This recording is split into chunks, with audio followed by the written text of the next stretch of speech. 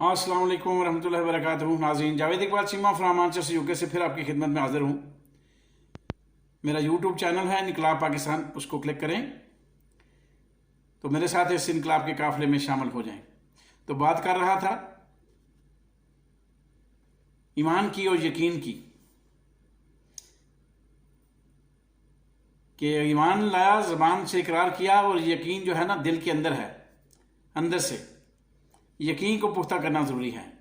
यकीन को मुस्लिम करना पड़ेगा, यकीन को पक्का करना पड़ेगा। बस अल्लाह से होता है तो फिर अल्लाह से होता है, फिर रास्ते बन जाएंगे, रास्ते निकल आएंगे। ईमान होगा, ईमान का नूर अंदर होगा तो टकराव नहीं होगा। फिर टकराव नहीं हो सकता अगर सारे हमारे अल्लाह के बंदों के अंदर ईमान का नूर हो तो टकराव नहीं होगा। जो टकराव हो रहा है ना इस वक्त, मुल्की हालात बीच में आ जाते हैं और इसके बगैर हमें रहा भी नहीं जा सकता। वो दावत किस काम की, वो तालीम किस काम की जो इस मुल्क की सालमियत को ना बचा सके। इसलिए मुल्क की जो है ना वो बात बहुत ज़रूरी है। खुतबे देना बड़ा आसान है, दो दो जुमे पढ़ाना बड़ा आसान है, पैसे इकट्ठे करना बड़ा आसान है। ये बात करनी बड़ी मुश्किल है, क्योंकि इसमें तकलीफ होती है और तकलीफ से गुजरना पड़ता है। तो तकलीफें गुजरी हैं, कोई इसमें बड़ी बात नहीं है कि ये कैसे हो सकता है कि मेहनत के बगैर जो है ना वो सारा फल मिल जाए। ऐसा नहीं होता, मेहनत करनी पड़ती है। तो हर काम के लिए मेहनत है। इस जन्नत के हसूल के लिए और जहन्नम से बचने के लिए, कब्र के अजाब से बचने के लिए भी एक मेहनत है। और वह मेहनत है जहां भी तुम हो, ताजर हो, सरमायादार हो, जागीरदार हो, चीफ जस्टिस हो, जर्नैल हो, जहां भी हो, जो भी हो, वहां जो बिल्ली चूहे का खेल खेल रहे हो, वो ईमानदारी से खेल रहे हो या किसी और तरीके का खेल रहे हो, वो है ईमान। तुम्हारी निशानी तुम्हारे अंदर ज़ाहिर हो जाएगी। तो ये बात कर रहा था कि मुसलमान जो है ना, इसकी मकाम बदलते रहते हैं और इसकी कुर्सी भी बदलती रहती है। कभी वो 16वें ग्रेड से 20वें ग्रेड पे आ जाता है, कभी वो 1 मेडल से 20 मेडलों पे आ जाता है, कभी वो आज होता है लाहौर में, फिर उसकी ट्रांसफर कराची हो जाती है। तो उसके मुसलमान के जो है ना मकामात और ओहदे ये बदलते रहते हैं जिस जगह पे भी है, मगर काम नहीं बदलता। मुसलमान का सिर्फ एक बात है, उसका काम नहीं बदलता, काम एक ही है। जिस तरह मैं कहा करता हूं ना तबलीग जमात में निकल गए कि मेरे और मेरे अल्लाह के दरमियान एक चीज कामन है। बस मेरे और मेरे अल्लाह के दरमियान एक चीज कामन है, मुश्तरक है। वो क्या है कि अल्लाह का महबूब भी वही है जो मेरा महबूब है। वो है एक कामन, उसी दायरे के गिर्द घूम रहा है इंसान। तो मेरा और अल्लाह के साथ जो गहरा ताल्लुक है ना, वो इसकी वजह से भी है कि मेरे महबूब भी वही और मेरे अल्लाह का महबूब भी वही। तो ये है, हमें हर हालत में ईमान और यकीन की बात करना है, उसको लागू करना है, इस्लाम को नाफिज करना है, फिर जाके काम बनेगा, वरना हम भटकते रहेंगे। इससे मजीद हमारा बेड़ा गर्क होगा। सबसे ज्यादा बेड़ा गर्क, सबसे अफसोसनाक बात जो है कि हम अपने पाँव पे कुल्हाड़ी मार रहे हैं कब्र में जाने के बाद, जिसका हमें पता ही नहीं कि मौत हमें किस वक्त आ जाए और वहां जाके हमारा साहब होना है, वहां हमारी आंखें खुल जाएंगी। अभी इक़्तिदार की कुर्सी पे बैठ के आगे बंद हो जाती हैं बंदे की, फिर खुल जाती हैं, कब्र में खुल जाती हैं जाके। ज़रूरतें मेरी अल्लाह पूरी करेगा। और ज़रूरतें किससे पूरी होती हैं? आमाल से, तलब से, चाहत से, मेहनत से, अल्लाह की कुदरत से।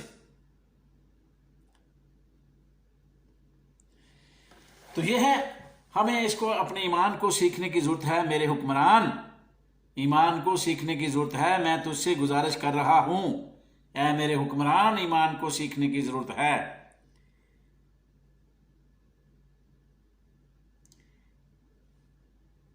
کوئی مسلمان اگر بت کی پوجا کرتا ہے تو اسے کہتے ہیں جی یہ شرک کر رہا ہے، بت کی پوجا کرنا شرک ہے نا، تو اس کے اوپر فوراً الزام لگا دیا جاتا ہے کہ یہ شرک کر رہا ہے، اور صحیح الزام ہے۔ اور اگر کوئی دکان کی پوجا کر رہا ہے، اگر کوئی کرسی کی پوجا کر رہا ہے، اگر کوئی کرسی کا ناجائز استعمال کر رہا ہے، تو کیا وہ شرک نہیں کر رہا؟ کیا وہ جو فیصلے میرے اللہ نے کرنے ہیں وہ فیصلے خود کر رہا ہے؟ کسی کی موت کے فیصلے خود لکھ رہا ہے، اس کی موت کے بارے میں سوچ بچار کر رہا ہے کہ اس کو اس طرح ماروں گا، اس طرح ماروں گا، جیسے آج کل جو ہے نا وہ طاقتور حلقے عمران خان کی موت کا سامان کر رہے ہیں کہ اس طرح مارو اس کو، اس طرح مارو اس کو، اس طرح پکڑو اس کو، یہ کریں ایک پلاننگ کے تحت۔ تو یہ پلاننگ تو میرے اللہ نے تو بہت پہلے بنائی ہوئی ہے، پیدا کرنے سے بھی پہلے بنائی ہوئی ہے، کوئی کروڑوں سال پہلے ہمارے سارے منصوبے میرے اللہ نے پہلے بنائے ہوئے ہیں۔ تو میرے حکمران تمہیں اس بات پہ یقین کیوں نہیں آتا کہ مارنے والے سے بچانے والا جو ہے نا بڑا ہے، اور جب اس نے کسی کی جان لینی ہے کسی یزید کے ہاتھوں تو وہ بھی سارے کوفہ والے ڈر اور خوف سے جو ہے نا بندھے ہوئے تھے، ان پہ خوف اور دہشت طاری تھی یزید کی، وہ کوئی نہیں نکلا۔ تو امام حسین شہید ہو گئے، بمائے اپنے اہل و عیال کے، شہید کر دیے گئے۔ تو آج بھی وہی سمے ہے نا، خوف اور دہشت کا عالم پھیلا ہوا ہے۔ تو پھر سوچ لو میرے حکمران، تھوڑا سا سوچ لو۔ میرا کام ہے آپ کو آگاہ کرنا، میرا کام آپ کو انجیکشن لگانا نہیں ہے سوچ کا، فکر کا، ایمان کا، یقین کا۔ آپ مسلمان ہو، آپ سوچو کہ آپ کیا کر رہے ہو، کیا کرنے جا رہے ہو، اور کس طرف اپنے آپ کو لے جا رہے ہو، اپنی ذات کا فیصلہ کیا کر رہے ہو۔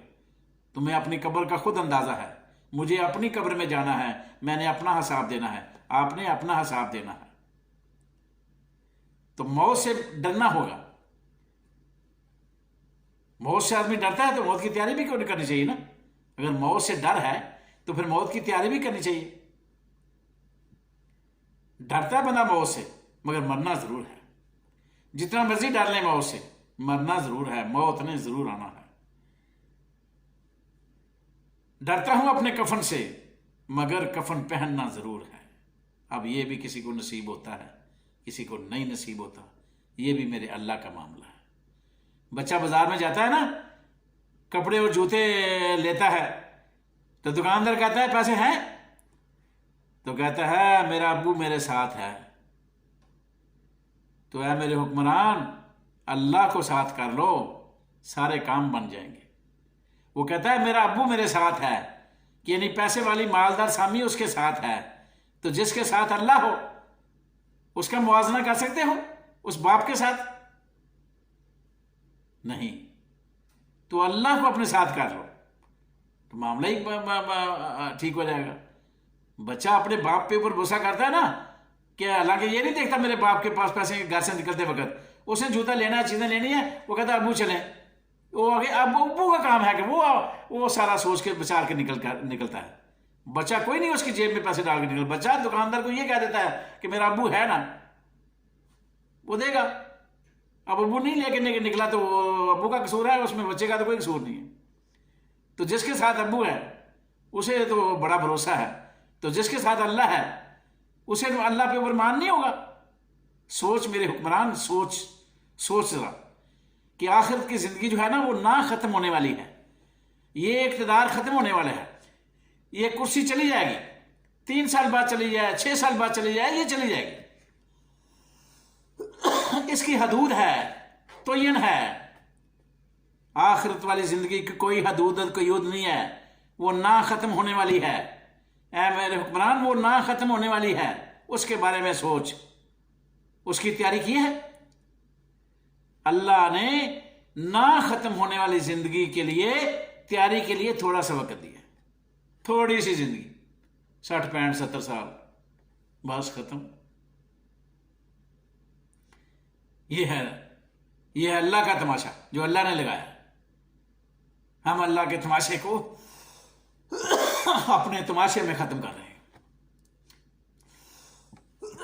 اپنے چند دن کی زندگی، اپنے چند دن کی خواہشات کے پیچھے ہم نے اللہ کے سامنے اپنا زندگی کا تماشا لگایا ہوا ہے۔